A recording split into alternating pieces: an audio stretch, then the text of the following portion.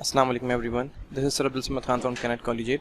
उम्मीद करता हूँ आप सब लोग बिल्कुल खैरियत से होंगे, ठीक होंगे। अच्छा बेटा, जैसे कि आप लोगों को याद है, हमने 2 लेक्चर्स अभी तक अपलोड किए हैं अलजेब्रिक एक्सप्रेशन के हवाले से। आज हमारा जो लेक्चर नंबर 3 है ये बेसिकली बेस कर रहा है न्यूमेरिक MCQs बेस पे, ठीक है।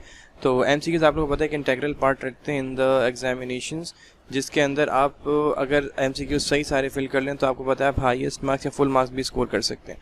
तो आज के हमारा लेक्चर इसी से रिलेटेड है। तो MCQs किस तरीके से आएंगे और क्या उनके आंसर्स होंगे, कैसे उन्हें सॉल्व करेंगे, आइए देखते हैं। अच्छा बेटा, जैसे आप लोग अपनी स्क्रीन पर नज़र आ रहे हैं, क्वेश्चन हमसे पूछने कि separate polynomials, rational and irrational expressions. So ये हम लोग लेक्चर नंबर 1 में डिस्कस कर चुके हैं। What are the polynomials in algebraic expressions, rational expressions क्या होती हैं और इररैशनल एक्सप्रेशंस क्या होती हैं। तो उसकी डिटेल में मैं आज नहीं जाऊँगा। आप बच्चों में से जो मतलब इसका रिव्यू करना चाहे वो हमारे lecture number 1 of algebraic expression chapter का ज़रूर देखें। उससे आपको पता चलेगा कि भाई रैशनल एक्सप्रेशंस, इररैशनल और पॉलिनोमियल्स के अंदर क्या डिफरेंस है। अच्छा, हमें फर्स्ट एग्जांपल देखो दी है XY², सही है। तो हमें ये बताना है आइदर ये पॉलिनोमियल है, रैशनल एक्सप्रेशन है या फिर इररैशनल एक्सप्रेशन है। अच्छा, मैं क्या आपको रिव्यू देता चलूँ बेटा। जैसे हमने डिस्कस किया था लेक्चर 1 में कि अगर कोई ऐसा हमें अलजेब्रिक एक्सप्रेशन हमें दी जा रही है जिसके अंदर एक तो पावर जो उसकी आ रही है वो माइनस में ना हो, प्लस में हो, सही है। एंड नंबर 2 उसके अंदर कोई रेडिकल साइन ना आ रही हो, तो वो ऐसी एक्सप्रेशन जो है वो क्या कहलाती है, ऐसी अलजेब्रिक एक्सप्रेशन क्या कहलाती है, पॉलिनोमियल्स कहलाते हैं। तो इसका आंसर हो जाएगा कि ये एक पॉलिनोमियल है, ठीक है। ओके, नंबर 2 यहाँ पे हमसे कह रहे हैं x³ + 1 डिवाइडेड बाई x। अब ये क्या है, आइदर पॉलिनोमियल है, रैशनल है या इररैशनल है। देखिए, रैशनल एक्सप्रेशन का मतलब होता है, इररैशनल नंबर से भी आप याद रख सकते हो कि वो एक्सप्रेशन या वो नंबर जो कि फ्रैक्शन की फॉर्म में दिया जाए। और रैशनल एक्सप्रेशन की एक कंडीशन ये भी थी कि उसके जो डिनोमिनेटर में वेरिएबल आएगा that should not be equal to 0, ठीक है। रैशनल एक्सप्रेशंस के डिनोमिनेटर में लाजमी तौर पे कोई एक वेरिएबल आता है और यहाँ पे एक वेरिएबल मौजूद है। दैट मीन्स इसको मैं पॉलिनोमियल कंसिडर नहीं कर सकता। वाई नहीं कर सकता मैं, क्योंकि आपको पता है अगर कोई वैल्यू डिनोमिनेटर से न्यूमरेटर में शिफ्ट करती जाए तो उसकी पावर नेगेटिव होती है। तो एक लिहाज से हम ये कह सकते हैं कि इस x की पावर है -1, ठीक है। और मैंने भी आपको क्या बताया था कि पॉलिनोमियल में जो डिग्री या पावर है वो वेरिएबल की नेगेटिव नहीं हो सकती, तो ये पॉलिनोमियल तो नहीं है। इररैशनल एक्सप्रेशन में रूट या फिर रेडिकल साइन होती है, वो भी मौजूद नहीं है। तो हमारे पास क्या आंसर बचता है इसमें, रैशनल एक्सप्रेशन का, ठीक है। तो it is a rational expression.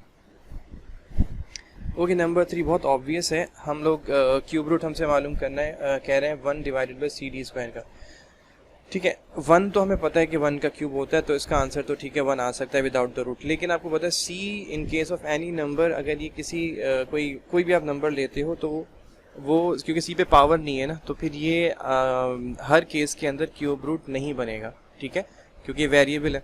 इसका मतलब हम C का क्यूब रूट कैलकुलेट नहीं कर सकते in the form of whole numbers. Similarly D² का भी नहीं कर सकते। तो ये जो दो वैल्यूज़ हैं C एंड D², ये किस में रहेंगी, रूट के अंदर ही। तो रूट वाली जितनी भी वैल्यूज़ हैं वो कहलाती हैं अलजेब्रिक एक्सप्रेशन में, ऐसी एक्सप्रेशन इररैशनल एक्सप्रेशंस कहलाती हैं।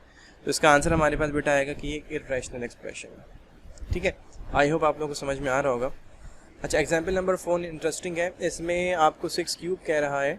देखिए, अलजेब्रिक एक्सप्रेशन बेटा, अगेन मैं आपसे वही बात कर रहा हूँ, आपने पहचानना है कि ये कौन सी है। और इसमें देखो ना तो कोई नेगेटिव साइन है with the power, that means कोई रूट की साइन भी नहीं है। इसका मतलब हो कि क्या होगी, एक पॉलिनोमियल होगी, सिंपल इज दैट। 5th में देखो अगेन 1 + 1/y, ये आपको दे रहा है, सही। अब आप देखो डिनोमिनेटर में आ गया है इसके वेरिएबल। इन केस अगर डिनोमिनेटर में आपको वेरिएबल देता है, ठीक है, तो उसकी पावर अगर हम न्यूमरेटर में लेके जाएंगे तो माइनस हो जाएगी, ठीक है। वो पॉलिनोमियल की कंडीशन फेल कर देती है। तो ये एक क्या होगी, रैशनल एक्सप्रेशन होगी। आसान अल्फाज में आप यूँ समझ लो कि डिनोमिनेटर में जब भी किसी अलजेब्रिक एक्सप्रेशन के अंदर कोई वेरिएबल आएगा and the value of that variable should not be equal to 0, तो वो एक रैशनल एक्सप्रेशन कहलाती है। अच्छा, लास्ट वन अगेन आपके सामने बेटा एग्जाम्पल है, the 5th root of AB4 to C²।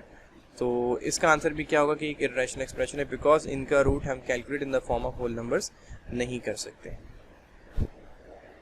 अच्छा जी, अब कुछ MCQs इस तरीके से भी बेटा आते हैं कि नेम द गिवन पॉलिनोमियल्स। हमने ये चीज़ भी लेक्चर नंबर 1 में डिस्कस की थी कि पॉलिनोमियल्स की कुछ काइंड्स हैं, कुछ मोनोमियल्स कहलाते हैं, कुछ बाइनोमियल्स कहलाते हैं, कुछ ट्राइनोमियल्स एंड कुछ जो है मल्टीनोमियल्स कहलाते हैं। तो यहाँ बेसिकली आपको देगा सारे के सारे पॉलिनॉमियल, जैसे एग्जांपल 1 में आपको नज़र आ रहा है x + y - z।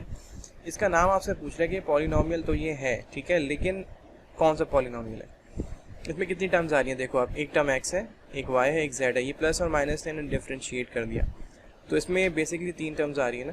तो ऐसा पॉलिनॉमियल जिसमें 3 टर्म्स आए वो क्या कहलाता है, ट्राइनोमियल एक्सप्रेशन कहलाती है, ठीक है। अच्छा नंबर 2, इसमें देखो कितनी टर्म्स आ रही है, a² b + ab³ - ab + 1। One term is this, second is this, third term is ab and fourth term is 1। So 4 term, 3 से ज़्यादा जितनी भी टर्म्स होंगी उनके लिए हम क्या वर्ड यूज़ करते हैं, दैट इज़ मल्टीनोमियल एक्सप्रेशन, ठीक है। ओके, नंबर 3 में हमसे क्या कह रहा है, p/q/r। अब ये तीनों कितने बेटे जो टर्म्स हैं ना, इन तीनों टर्म्स के दरमियान में इनके सॉरी टर्म्स नहीं, ये अल्फ़ाबेट्स हैं, इन वेरिएबल्स के दरमियान में कोई साइन नहीं आ रही। तो अगर काफ़ी सारी अल्फ़ाबेट्स, नंबर्स या फिर मिक्स होकर अगर आपको कुछ वैल्यूज़ दी जा रही है इनके दरमियान नंबर ना हो, तो वो सिंगल टर्म काउंट की जाती है, that means p/q/r is a single term. और एक टर्म वाली जो एक्सप्रेशन है पॉलिनॉमियल है, उसको आप क्या कहते हो, मोनोमियल एक्सप्रेशन कहते हो। ओके, इन द लास्ट, ये इंटरेस्टिंग है, समझिएगा ज़रा इसको। ये आपसे क्या कह रहा है, 1/5 - 3x + 2। अब दिखने में तो ये 1 जैसी है, क्योंकि इसमें भी 3 टर्म्स आ रही हैं, इस माइनस प्लस ने इसको भी सेपरेट किया है। लेकिन अगर हम थोड़ा सा गौर करें, फर्स्ट वैल्यू जो है और जो थर्ड वैल्यू है ये कांस्टेंट्स हैं, ठीक है। यानी 1/5 and 2 is a constant, that means अगर हम इनको सॉल्व करना चाहें तो वी कैन ऐड देम। बात समझ में आ रही। जैसे अगर थोड़ी देर के लिए 5 को आप भूल जाओ तो आप समझो ये 1 है, तो 1 में अगर मैं 2 प्लस कर दूँ तो इट विल बिकम 3 ना। यानी इन दोनों की एडिशन से मुझे एक सिंगल नंबर मिल जाएगा, एक नंबर वो हो जाएगा और एक नंबर मेरे पास है -3x। सो बेसिकली ये देखने में 3 टर्म्स है, लेकिन ये इसने इन नंबर्स को 2 वैल्यूज़ में ब्रेक किया हुआ है। तो ये असल में तो 2 ही टर्म्स हैं, एक x की टर्म है और एक जो है वो कांस्टेंट की टर्म है। तो 2 टर्म्स वाली जो एक्सप्रेशन होगी वो क्या कहलाती है, बायनोमियल एक्सप्रेशन कहलाती है। तो बाज़ दफ़ा इस तरीके की भी हम MCQs देते हैं कि इसमें कुछ ट्रिक्स होती हैं समझने की कि भाई इसमें 3 टर्म्स दिखने में तो लग रही है, लेकिन आया ये 3 टर्म्स वाली एक्सप्रेशन है भी या नहीं। तो इसका आंसर है बायनोमियल एक्सप्रेशन नहीं। आई होप आप लोगों को समझ में आ रहा होगा ये। Okay, one more interesting thing is that what is the degree of the polynomial. Polynomial की डिग्री से क्या मुराद है, a term any polynomial that contains the highest power collectively is called the degree of the polynomial. कोई भी यानी आपसे कह रहा है कि कोई पॉलिनोमियल है जिसके अंदर कोई भी टर्म जो हाईएस्ट पावर रखती है कलेक्टिवली, कलेक्टिवली का मतलब मैं अभी आपको एग्जांपल से समझाऊंगा, वो कहलाती है डिग्री ऑफ दैट पॉलिनोमियल, ठीक है। Let's learn this with some examples. इसके कुछ एग्जांपल्स देखते हैं, फिर हमें जरा ये चीज़ अच्छी से समझ में आएगी कि ये है क्या। अच्छा, क्वेश्चन नंबर 3 में बेटा हमसे क्या कह रहा है, what is the degree of the given polynomials. एक हमें ट्राइनोमियल एक्सप्रेशन दे रहा है, सही। इसमें क्या है, a5b³ + a²b4 - a³ b।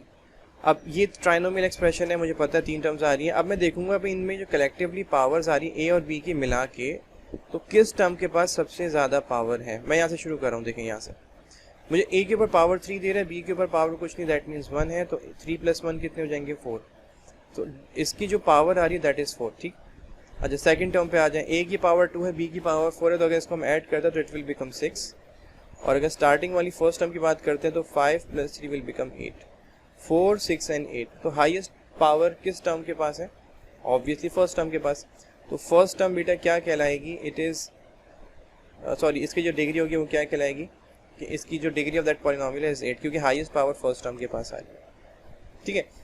Okay, number 2, इस एक्सप्रेशन में बेटा xy8z + xyz³ - xyz। Again in तीनों पे कोई पावर्स नहीं, हमें पता है अगर किसी वेरिएबल पे पावर मेंशन ना हो तो वहाँ पे 1 होता है, दैट मीन्स 1 + 1 + 1, इसकी पावर जो हो जाएगी 3, सही। सेकंड टर्म पे आते हैं, x पे 1 है, y पे 1 है, z पे 3 है, तो 1 + 1 एंड 3 इज़ 5। और x जो फर्स्ट टर्म है इसमें पावर x पे 1 है, z पे 1 है और y पे 8 है। 1 + 8 + 1 इज़ 10। तो हाईएस्ट पावर हमारे पास कौन सी आ रही है बेटा, फर्स्ट टर्म की, again 10। So the degree of this polynomial will be 10, ठीक है। ओके, ये बहुत इंपॉर्टेंट चीज़ है बेटा कि ये जो डिग्री ऑफ पॉलिनोमियल है इसका सारा का सारा दारोमदार होता है वेरिएबल्स पे।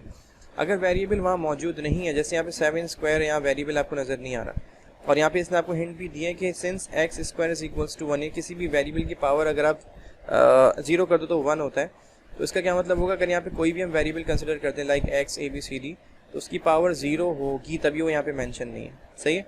तो इन दिस केस जब वेरिएबल मेंशन नहीं होगा तो हमारे पास जो डिग्री आएगी उस पॉलिनोमियल की वो होगी 0, ठीक है।